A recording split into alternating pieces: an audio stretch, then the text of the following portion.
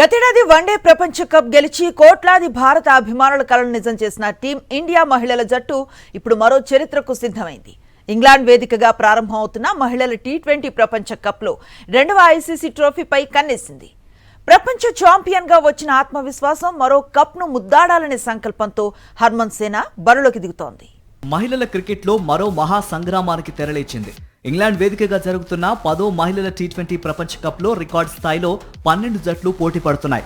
ఈసారి తొలిసారిగా Ireland, Netherlands కూడా టోర్నీలో అడుగుపెట్టాయి. 2 గ్రూపులుగా విభజించిన జట్లు లీగ్ దశలో తలపడగా ప్రతి గ్రూపులో తొలి 2 స్థానాల్లో నిలిచిన జట్లు సెమీఫైనల్ కు అర్హత సాధిస్తాయి. జూలై 5న లార్డ్స్ మైదానం ఫైనల్ కు ఆతిథ్యం ఇవ్వనుంది. టోర్నీలో మరోసారి అందరి దృష్టి ఆస్ట్రేలియా పైనే ఉంది. ఇప్పటి వరకు జరిగిన 9 ఎడిషన్లలో ఏకంగా 6 టైటిల్స్ గెలిచి మహిళల టీ20 ప్రపంచ కప్ లో తమ ఆధిపత్యాన్ని చాటుకుంది ఆసీస్.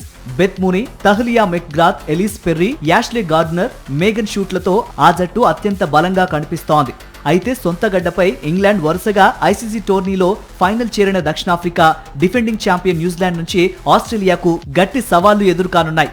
ఈ ప్రపంచ కప్ లో ఆస్ట్రేలియా విజయ పరంపరకు అడ్డుకట్ట వేయగల జట్టుగా భారత్ ను భావిస్తున్నారు. గత ఏడాది వన్డే ప్రపంచ కప్ గెలిచి చరిత్ర సృష్టించిన హర్మన్ ప్రీత్ కౌర్ సేన ఇప్పుడు టీ20 కప్ ను కూడా సొంతం చేసుకోవాలనే పట్టుదలతో ఉంది.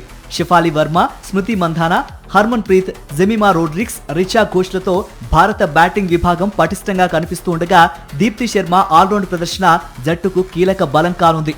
బౌలింగ్ విభాగంలోనూ భారత్ ఆశాజనకంగా ఉంది. రేణుకా సింగ్, అరుంధతి రెడ్డి, క్రాంతి గౌడ్, శ్రీచరణి, శ్రేయాంక పాటిలతో కూడిన దాడి ప్రత్యర్థులకు కఠిన పరీక్షగా మారనుంది. ఈ నెల 14న చిరకాల ప్రత్యర్థి పాకిస్తాన్తో జరిగే మ్యాచ్తో భారత్ తన ప్రపంచ కప్ ప్రయాణాన్ని ప్రారంభించనుంది. వన్డే ప్రపంచ కప్ విజయోత్సాహాన్ని కొనసాగిస్తూ మరో ఐసీసీ ట్రోఫీని అందుకోవాలనే లక్ష్యంతో టీమిండియా మహిళలు మరోసారి చరిత్ర సృష్టించేందుకు సిద్ధమయ్యారు. మరిన్ని అప్డేట్స్ కోసం ఛానల్ ను సబ్స్క్రైబ్ చేయండి. నోటిఫికేషన్స్ కోసం బెల్ ఐకాన్ పై క్లిక్ చేయండి.